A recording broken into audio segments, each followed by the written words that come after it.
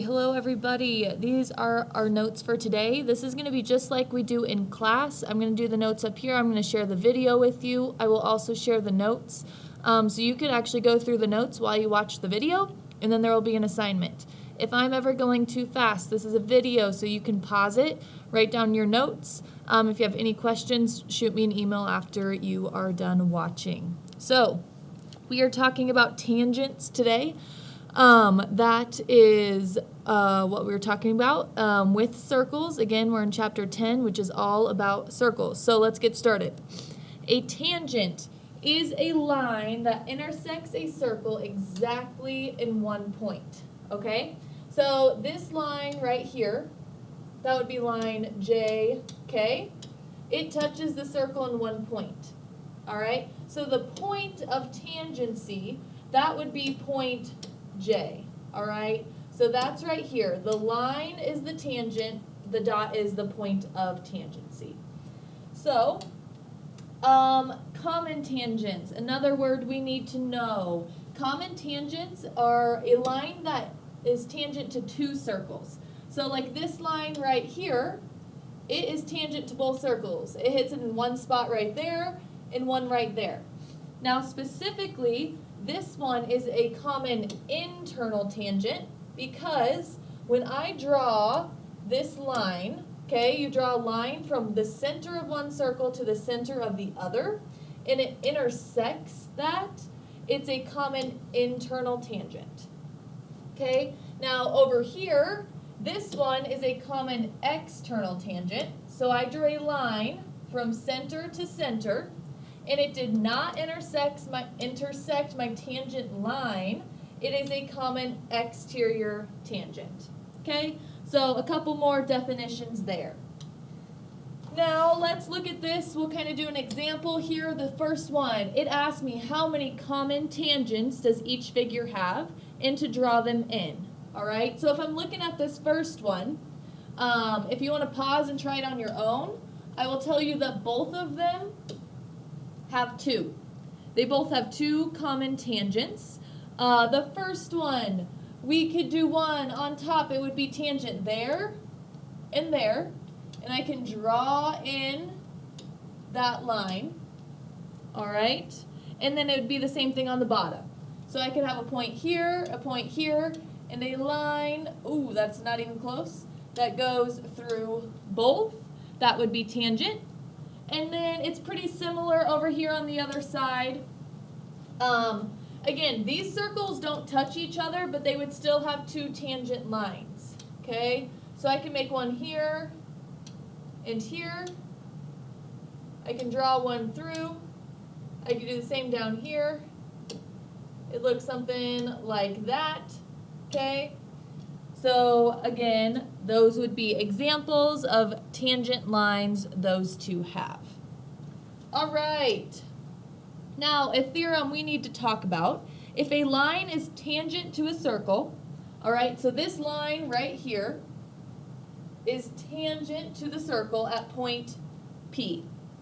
Okay? And if I draw the radius of the circle to that point of tangency, then it makes a 90-degree angle or a right angle right there. Okay, that's a theorem. Now we'll look at a couple problems that have to do with that. So here it says, is AB, so this would be the line AB right here, is it tangent to the circle D? Show work to prove. How we would do that is if this angle right here is a 90-degree angle, that would prove that AB is tangent to the circle. So how we do that is we actually use Pythagorean theorem. Pythagorean theorem is super important. We're going to use it a lot this section. Remember that Pythagorean theorem is a squared plus b squared equals c squared. Okay, that's a leg plus leg equals hypotenuse. So an example of a leg right here would be 11. So I would have 11 squared plus my other leg would be 60 plus 60 squared equals my hypotenuse, which is 61 squared.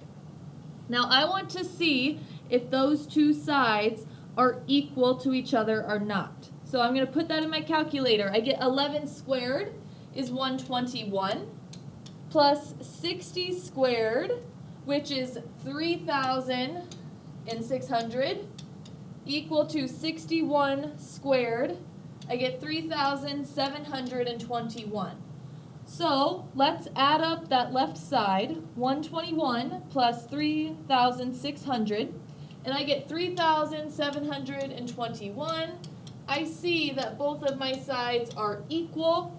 Since they are equal, yes, AB is tangent to circle D. Okay? This next example, if you'd like to give it a try, I recommend that. It is a little bit different though, okay? So there's one extra piece on this one that's a little tricky, but we'll talk about it quick. So this one says, is HR, right here, tangent to circle Q? How we're going to show that or prove that is, again, Pythagorean theorem. So I need my two legs. My two legs would be 6 and 8. So I'm going to have 6 squared plus 8 squared equal to my hypotenuse. Now, this is where things get a little bit different, all right? So my hypotenuse is right here. Now this top part, they give me 12. That's in red. That is only for this half of it right here, okay? I need to find the other part. So the other part, which is in yellow, is this right here. That's my radius. I go from the center to out here. Now that's the same as this one right here. I went from the center to here. That's a radius too, which was 6. So I know that this part of it would be 6. So my whole hypotenuse would be 12 plus 6, which is 18.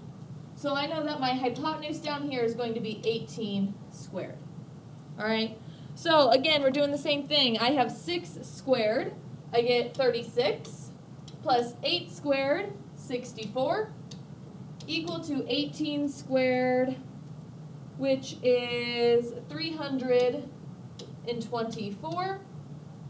36 plus 64 does not equal 324. So no, HR is not tangent to circle Q. Okay, next one. We are going to assume that AB is tangent to circle C. So we are going to go ahead and solve for R. So I have a right angle right here. And I want to solve for R. I notice that R is my radius. So it is right there. And my radius right there.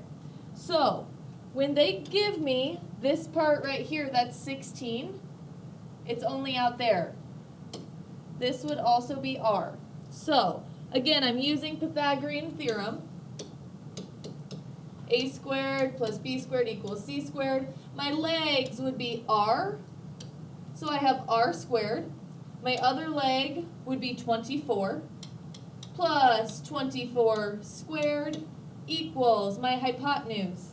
Now, this is a little bit different. My hypotenuse is R plus 16. So over here, I'm going to put it in parentheses, R plus 16 squared. Now I'm going to solve this equation. So I have R squared plus 24 squared. When we do that, we get 576 equal to R plus 16 squared. Now remember, with this quantity squared, you have to write it twice. So this is actually R plus 16 times R plus 16. Now, we get R squared plus 576 equal to R squared, because I'm foiling this, all right? So my first term, R times R.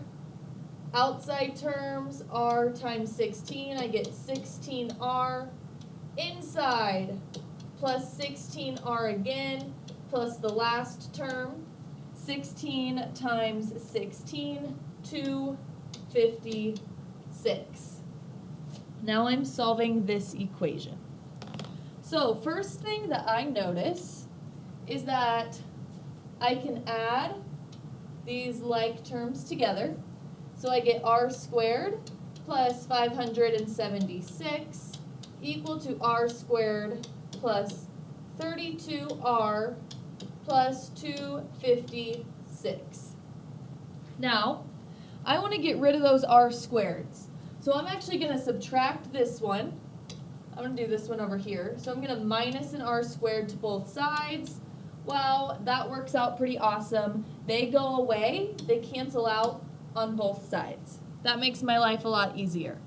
So now, next step, I'm going to subtract 256 from both sides.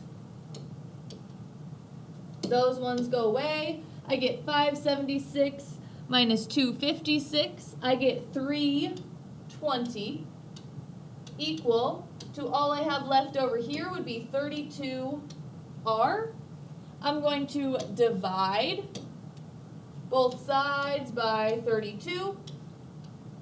Ooh. That goes away. We get r equals 10. So my radius of that circle, r, would be 10. Okay. This next question is very similar, only it has a little bit of a word problem, but they have the picture there for you. So it says, you are standing 14 feet away from a water tower. That's this part right here. You're standing here. This part right there is 14.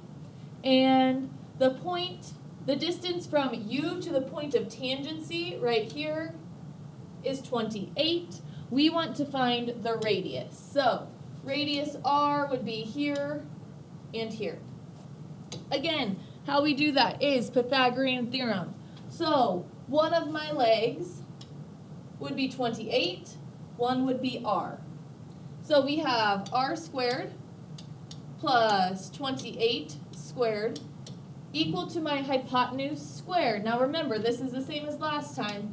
It is going to be r plus 14 squared.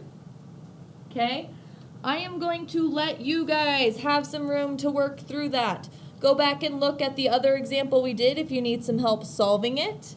All right, so try and work through that one. At the end, the answer you should get for r is 21.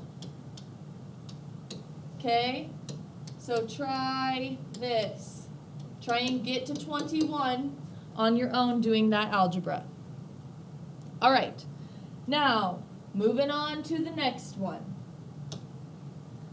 This is another theorem, theorem 10.11. If two segments from the same exterior point, the exterior point would be S. If they are tangent to the circle, which they are congruent. So basically what that says is that this segment right here, this segment right here, they are congruent, meaning they are the same length. All right, so let's look at a few examples of that. So if we have something like this and we want to find the value of x, I know that this is congruent to that. So to solve for x, all you would do is set 2x plus 9 equal to 3x plus 6 and solve. So I would first subtract 2x. Okay, those go away. And then I'm going to subtract 6 from both sides. Those would go away. So we get 9 minus 6, 3. 3x minus 2x is just 1x. So my answer is x equals 3. Okay. Next one. Find the value of x again. Again, I have this right here, x squared minus 4, and that this one right here is 21. Again, I'm just going to set them equal. So x squared minus 4 equals 21. All I'm going to do first is add 4 to both sides. That goes away. I have x squared equals 25. I'm going to take the square root because that's how I get rid of squared. X equals, the square root of 25 is 5. And we are done with that one. So moving on to one like this. We are supposed to find the values of x, y, and z. So as you can see, we have two right triangles. So what we need to do is we need to look at this a little bit. Let's look at y first, okay? So I have right here that from A to B is 15. Again, that's my radius, so from A to D, that's going to be the same thing. So that tells me that y also has to be 15. Now, I want to solve for z. Let's look at z now. So z is this length of this one right here. Now that last theorem we talked about said that that length has to be congruent to that one right there. So z would be 36. And then lastly, to solve for x, that's where I am going to have to use Pythagorean theorem. Because I am going to use my triangle. Let's say we can use the bottom one. Okay, so my right angle is right here. So my two legs of the triangle would be 15 and 36. So I would have 15 squared plus 36 squared equal to my hypotenuse. My hypotenuse squared would be just x squared. That is what I'm solving for. So 15 squared, 225, plus 36 squared, 1,296, equal to x squared. We can add those up. We get 1,521 equal to x squared. And we take the square root of both sides now. The square root of 1,521 is actually 39.